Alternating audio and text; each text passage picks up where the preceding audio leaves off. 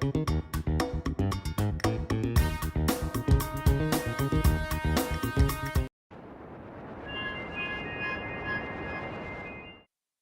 I turned 25, I realized I was not a fan of the easy love where two lovers live together in peace and harmony. I often wanted to experience the harsh type of love, one that would keep me worried and on my toes. I agree it was a weird thing to desire, but I liked it, and James was the perfect person for my wild romance fantasies. Do like and subscribe. James suffered from intermittent explosive disorder, or IED, which always made him rage even over little things. At the earlier stage of our relationship, I somehow liked this disorder, and silently hoped he never got better. Even though he sometimes hoped to get better with the help of therapy sessions, I often made him miss his therapy sessions till it eventually got worse. Things ultimately fell apart when we went to a friend's birthday party together. We got a birthday invite from a high school classmate, but James was reluctant to attend because of his anger issues. I was able to persuade him to attend. On our way there, he got angry over every little thing. The cars honking too much, pedestrians, and my occasional giggle. We finally arrived at the party. It was a duplex booming with hip-hop jams and multicolored neon lights. We headed upstairs and exchanged pleasantries with other guys. We got ourselves a bottle of beer to start with. I saw Tanya at the poolside and I rushed down with excitement to hug her. We engaged in some catch-up conversations. Suddenly, we heard a scream behind us. A guy had fallen from the balcony. Almost everyone inside hurried outside to see. It was the celebrant, fatally injured. One of the witnesses said the victim was pushed off the balcony by another guy during an argument. He also added that the guy who pushed the victim fled after realizing what he had done. I looked around in search of James, but he was nowhere to be found. It was easy to guess that he had done it, and I left the party before the police came with an ambulance. On my way home, Tanya called to tell me the celebrant was in a coma and that the police were already searching for who pushed him. I pulled over at the front of our apartment and found the door open. I ran inside and saw James shaking in the corner of the living room. Immediately he saw me. He jumped out of the corner and locked the door behind me, then hugged me as he sobbed. I could feel his heart beating fast. "What did you do?" I whispered, now fearing the demon I had built. "He was saying annoying words I couldn't tolerate." His wavering voice made me unable to decode what he was saying, but I paid attention. He started talking about how bad my mental disorder had gone, and advised I stay alone on an island to fix myself permanently. "So?" I asked to make him continue talking. "He was implying I'm mad. Am I? Am I?" He let go and tugged my hand fiercely. "You're fine. You're all right," I reaffirmed to him, and he took a deep breath, then dallied toward the kitchen to pour himself a glass of wine. He became calm shortly after. "How is he?" he asked in a cold voice. "In a coma," I answered. "It's sad, but he deserved it." James gulped the entire glass, then walked to his room. It was at that moment I realized James had become a menace to society, but it never occurred to me that I might someday become a victim. I got a call from a friend the next morning, wanting to know the time James and I left the party. James overheard me when I was taking the call and signaled that I shouldn't answer. So I pretended the network was bad and hung up. "Don't be foolish," he pointed angrily, but it looked cute to me. "Carter would be fine," I began, and was interrupted. "If Carter gets fine, he'll tell everyone what happened, and I'll be put in jail or a psychiatric hospital," James explained, and I immediately understood. "Then what's your plan?" I asked. "To make sure he doesn't speak," he said, and I could see the familiar rage in his eyes again. How do you want to go about it?" I asked. "Making sure he never talks again," he answered, and walked out of the house. I feared James would try to commit murder, and I wouldn't want him arrested. I did all I could to persuade him not to go, but he still did. He came back a few hours later and complained he wasn't allowed to enter Carter's ward. "How many years would I get if I'm charged?" "Maybe a minimum of 5 years, or life imprisonment." I replied bluntly, and I could tell it only aggravated his intent to kill Carter. The next morning, while we were having breakfast, I could feel the uneasiness in the conversation and asked him what happened. He was reluctant at first, but later revealed it to me as he sliced an apple. He told me he was questioned by the police yesterday when he went to the hospital. I told him I wasn't at the party and you were the only one. He began to shake. They didn't seem to believe me. I could tell as the two officers stared at each other, but they allowed me to leave. We aren't safe. He could barely finish his statement when I heard a knock on the door. He didn't react to the knock and was lost in his thoughts. I opened the door to find a friend at the party and two police officers. "We know he's here," one of them said as they entered. I walked ahead of them, leading them to where James was seated. James quickly apprehended me and placed the knife on my throat, holding me hostage. "Go back!" he shouted at them. But I remained calm, thinking I was just a fake hostage and he wouldn't harm a hair on my head. "Drop the knife and follow us." The police pointed a gun at us. I was more scared of the gun than the knife on my throat. But as soon as I felt relaxed, James pressed the knife on my neck. "I will kill her!" he shouted at the police and kept on pressing the knife to my throat. It wasn't a joke anymore, as blood trickled down my neck to my cleavage. In the nick of time, before he could make a serious cut on my throat, the police officer shot his shoulder and apprehended him. I couldn't deny the responsibility of breeding a monster, and had my share of his brutality.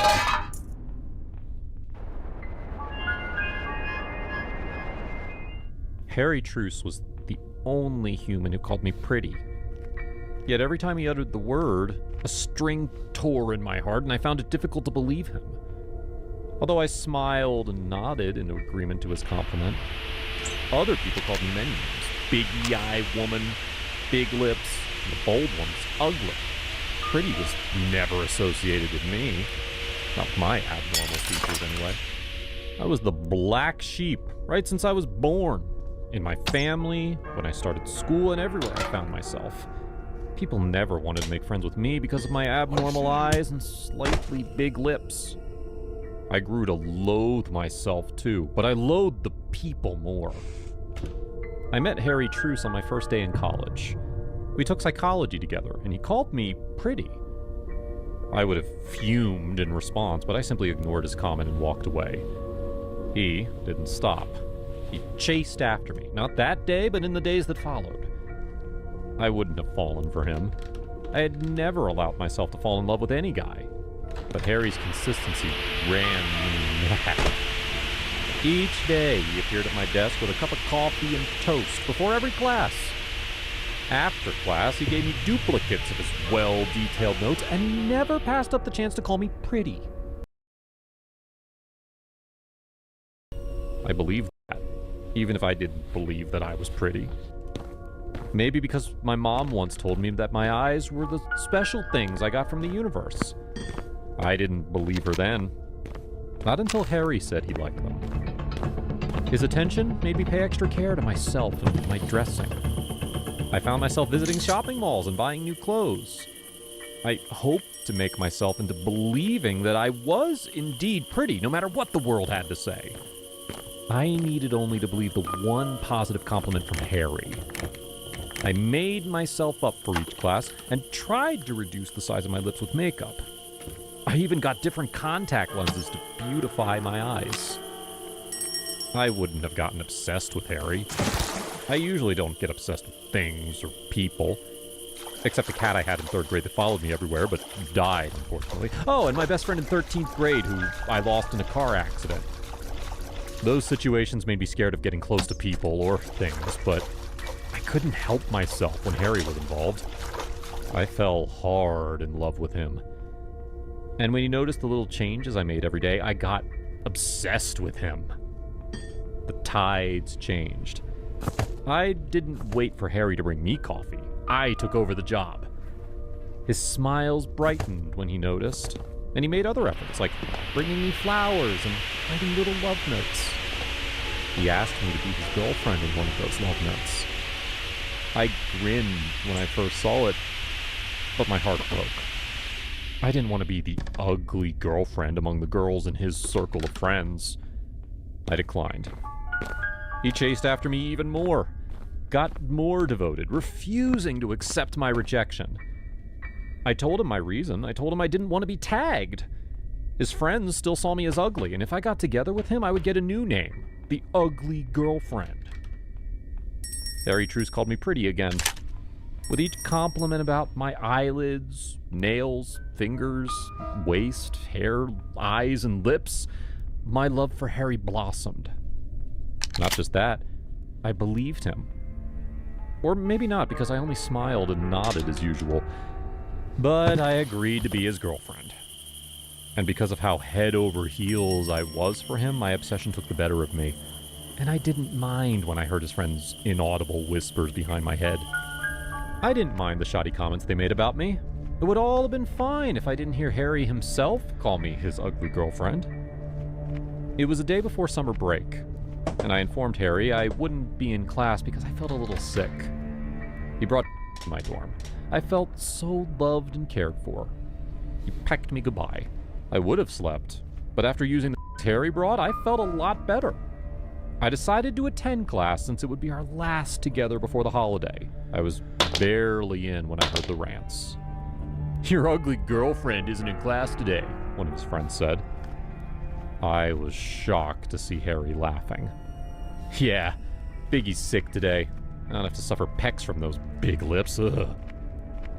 He shuddered, and tears slipped from my eyes.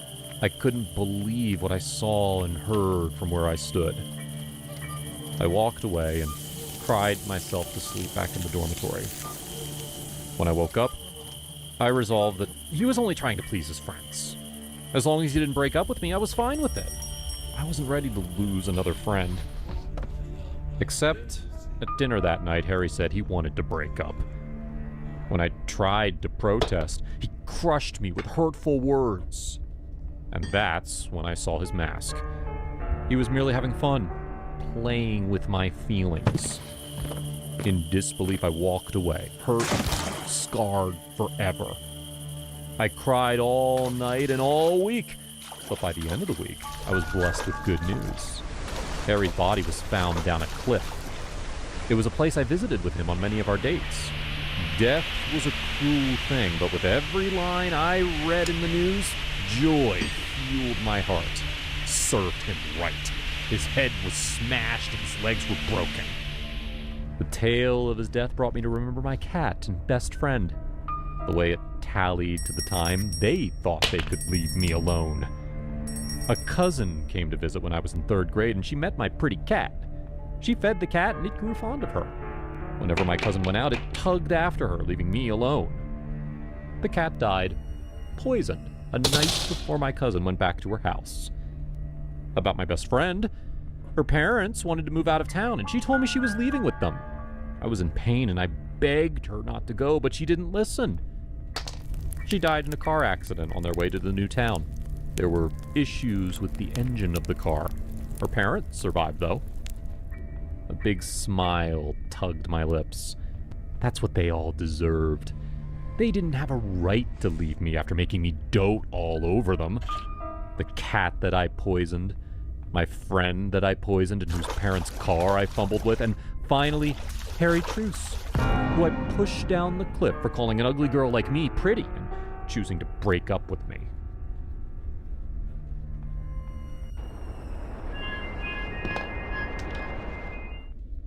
I was 24 years old. I worked as an app developer and had a loving girlfriend. She was probably the only reason things weren't going so great at the moment. My friends warned me about my girlfriend April, but I always waved away their complaints. I knew that she had a wild side. That was what drew me to her in the first place. April was impulsive and sometimes reckless, but I loved her, and it was always exciting being with her. One time, she called me to come to the hospital, and I got there to see that she had a cast on her arm. She said she missed the subway train and tried to get in by ramming herself on the glass. The force had sprained her arm. I had to pay the bills and also take care of her. I told her that normal people would have waited for another train or found an alternative way, but she stubbornly didn't listen to me. We had been dating for close to a year now, And aside from the time she would get us into trouble, nothing serious had ever happened. I asked her to move in with me because I thought I could keep her safe from herself. I was wrong. One of my apps that I put in for a bidding contest won, and April said we had to go celebrate. I was ecstatic and agreed with her. The contract was a good one for me, and I was going to be very rich. We went to a bar at the end of our street. We got a bottle of champagne and toasted to my success. It was nice being with her, and we talked about everything and laughed together. It was getting late, so we decided to go home. I stood up and bumped into someone behind me. The guy shoved me, and I had to grab the bar table for support. "Hey, watch it!" I finally got a good look at him. He was a big and muscular man. I swallowed nervously. April was pushing at the guy's chest, telling him he had to apologize. The other people at the bar just watched, probably hoping there would be a fight. No one came to intervene. "April, let it go," I said, grabbing her by her waist and pulling her back. I didn't want any trouble tonight, and this guy was the sort of people that we shouldn't be messing with. The excitement of tonight fizzled out, and all I wanted was to go back home. "Yeah, listen to your wimp of a boyfriend and get out," he said. What happened next happened so fast. One moment, April was beside me. The next one, she launched herself at the guy who insulted me and started slapping him. They were both on the floor, but April was on top of him. She punched him in the face and the guy yelled. He tried to punch her back, but she dodged it. I guess only someone as crazy as my girlfriend would have learned to fight because of her tendencies to get into trouble. I pulled her off of him with great difficulty and yelled at her to stop. She struggled against me, but I managed to pull her out of the bar. The look on the guy's face chilled me to the bones, and I hoped this would be the end of it. On the way home, I scolded April and told her that she should think before she acted. Anything could have happened, and she could have been hurt. She shrugged it off and said that she just couldn't stand by when someone was insulting me. I shook my head in barely restrained anger. We got home eventually, and I went to the kitchen to get her ice for her hands. About an hour passed by, and I put the drama that happened behind me. We were in the living room watching a movie when I heard a sound that didn't come from the TV. I muted the movie and stood up. April watched me with wide eyes and asked me what was wrong. I told her that there was someone in the house. Suddenly, the lights went off. April screamed and held on to me. "Who's there?" I called out. "Did you think I would just let you go?" a voice said, chuckling. It was the guy April assaulted in the bar. I gulped and told April that we had to get out of the house. The guy looked pretty dangerous, and for him to break into our house, it meant something terrible would happen. April brought out her phone to call 911. The guy walked into the living room, a gun pointed at us. He motioned for her to end the call, and April had no choice but to do that. Then he asked us to get on our knees. We complied, and I kept thinking of a way out of this situation, but found none. April rammed into him, and he lost his grip on the gun. I reached for the gun and looked up to see that April was biting him. The guy screamed and cursed before punching her in the stomach. She fell down groaning. He looked at me and saw that I had the gun pointed at him. Perhaps he thought I wasn't going to pull the trigger because he started coming at me as if daring me to shoot him. I pulled the trigger at the same time our door got knocked down and uniformed men marched into the room. The guy was on the floor with a bullet hole in his shoulder. They restrained me first because I was the one with the gun. The guy started crying and said that I hurt his girlfriend and that I wanted to kill him. April was unconscious, so it was his word against mine, at least till she woke up. I was taken into detention, pending the time that April woke up. The next evening, I was released. The police said that April gave her statement and it was the same thing I told them. April was waiting outside for me and ran to hug me when I came out. I was silent till we got home. Then I told her that she should move her things out. I was breaking up with her. She dissolved in tears and told me that what happened would never happen again. I looked at her in pity and shook my head. It hurt me to break up with her, but I had no choice if I wanted to remain alive. She moved out, and I hoped that she would find someone that could protect her when I couldn't. I continued developing apps, and my friends would often tease me that I needed a girlfriend. I ignored them all. I wasn't on the market for trouble, and it would remain that way for a long time.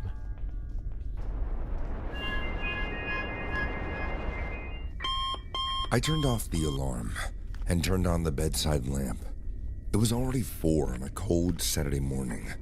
With the burden of an elite college basketball player on my shoulders, I had to be up long before the sun every single day.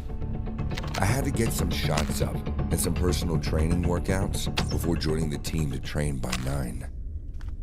This was my way of staying ahead of the competition. I lived off campus, away from dormitories, away from distractions. My house had a quite spacious backyard, which had a basketball hoop where I did a lot of my work. I quickly headed to the bathroom, turned on the little tap in the sink, and washed my face. The drowsiness soon left my eyes, and I was glaring in the mirror. I then headed back to my bedroom and got my kit on. 2 hours of tough, gruesome professional training later, I laid on the floor of my living room, totally exhausted and drenched in sweat. I reluctantly got up and made for the bathroom. My quadriceps were on fire. I quickly got in, undressed, and turned on the shower. I needed some time to relax and rest for a little bit before the hectic team practice, which would run from 9 till 2 in the afternoon. Division I basketball was something else. We would run a couple plays over and over again, till we could run 1,000 plays in our sleep. That was no child's play. I put on a gray-colored t-shirt, matched it with my gray pair of jeans, and a pair of crisp black Nike slides. So what's it gonna be? I asked myself as I headed for the kitchen. Then my phone rang. Come on. I had to go all the way back to my bedroom to get it. Oh crap! It was a missed video call from Tracy. I took a quick peek at the other notifications on my iPhone screen. Whoa, training had been canceled today. I look forward to kicking some ass today on the court. Lazily, I laid on my back in my messed up bed, holding the phone above my head. I quickly flipped through the other messages and hastily returned Tracy's call. In a couple seconds, her overwhelmingly pretty face was on my screen. She was still in bed. Rise and shine, sleepyhead, I teased. What are you still doing in bed? Waiting for Troy Maddox to come wake me, she laughed, displaying a well-organized dentition. I've been up for quite a while now. Oh, really? I continued teasing. So, got any plans today? Not really, though. I'm just gonna study until my girls come over. I'm guessing you're gonna practice all day. Oh, no, practice got canceled today. And I was wondering if you could come over. I tried sounding nice. Troy, I don't know if... Come on, you'll still be able to study over here. I was almost begging. It's been a while since we spent some time alone. Days off are really rare these days, you know? She sighed. It was something she couldn't refuse. Okay, fine. But you're gonna let me study, right? Oh, yeah, I will. I had an evil grin on my face. Come on, I know you're not. Don't forget to order garlic balls. I almost screamed out of excitement, but I got a grip quickly. I won't. She hung up. I placed the phone on my chest, staring at the ceiling, just smiling.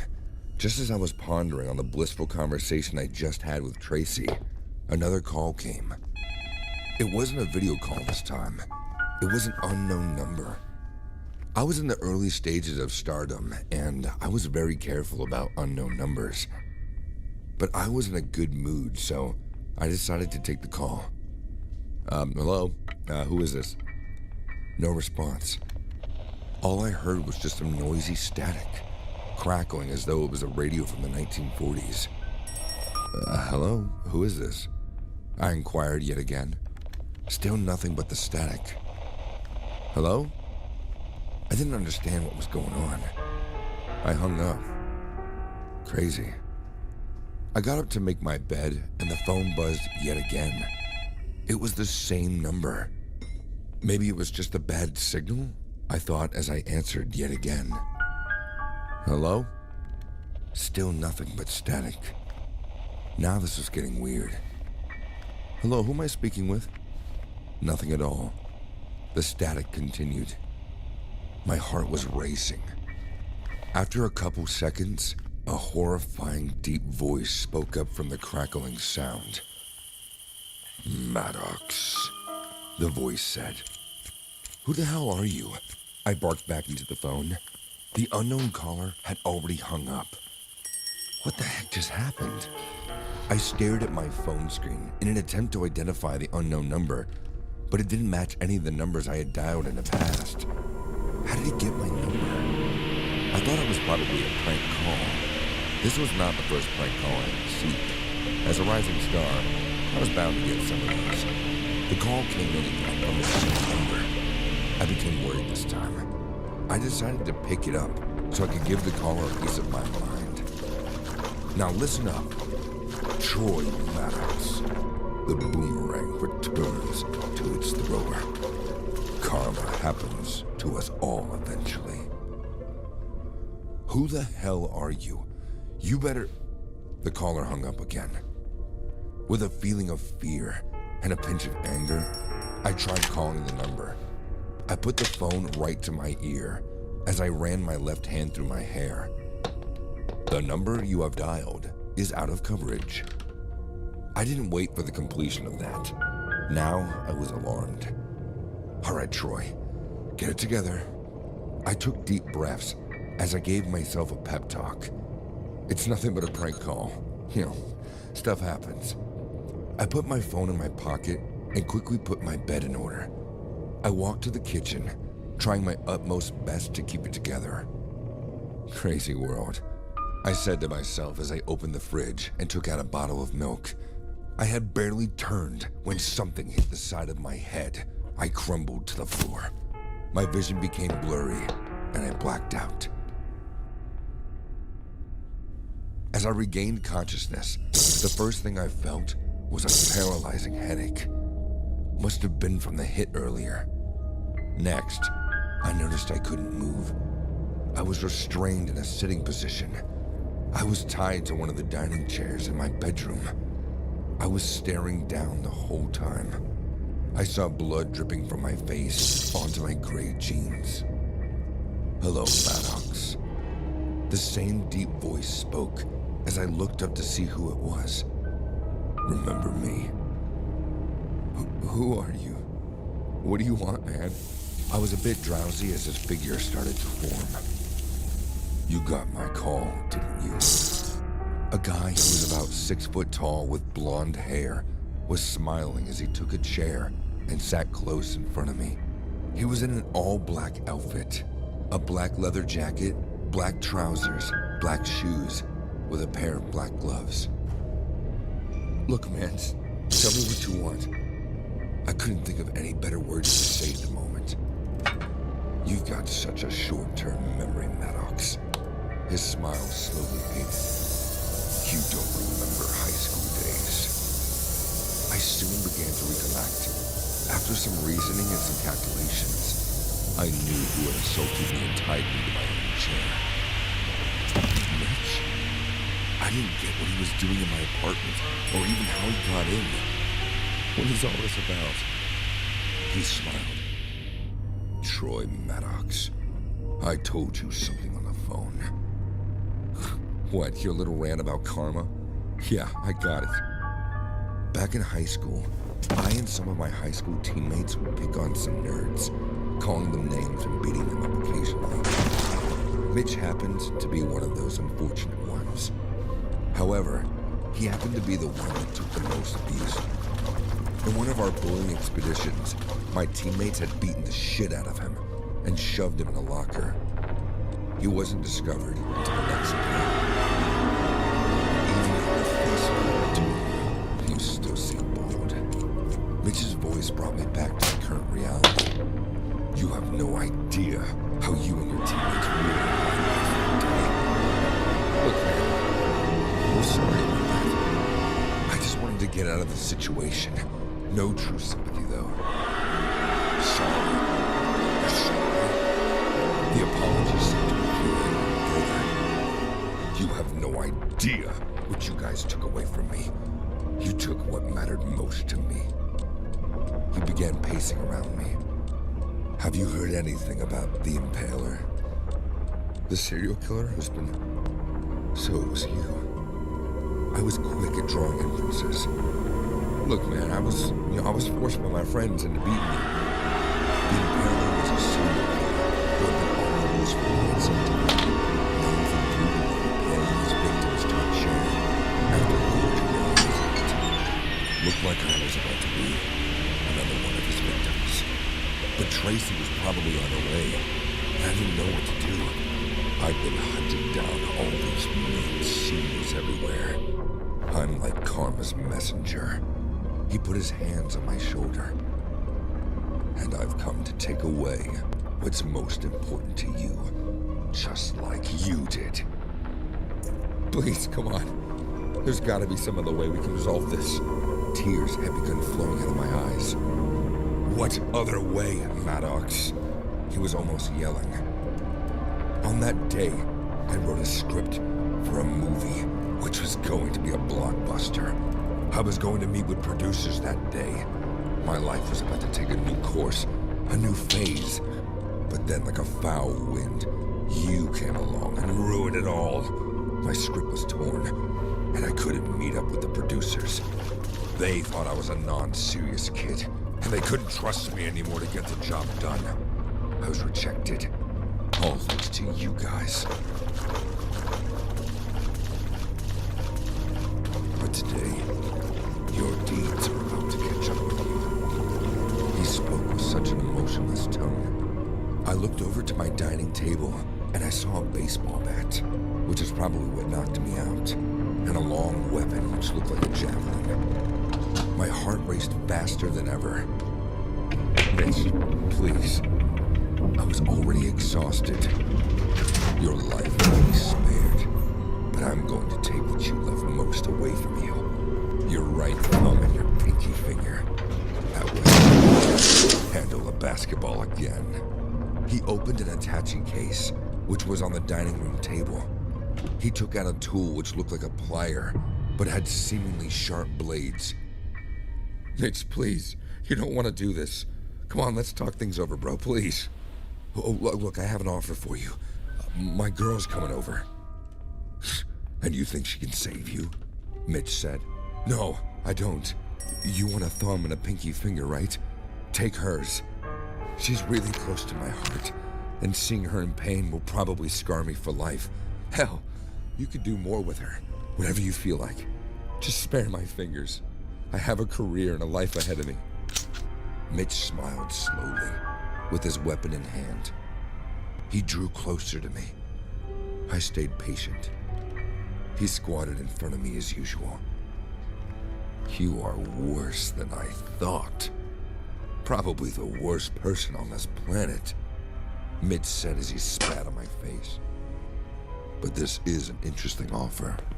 The next 1 hour felt like an eternity. Mitch groped Tracy as she entered the house.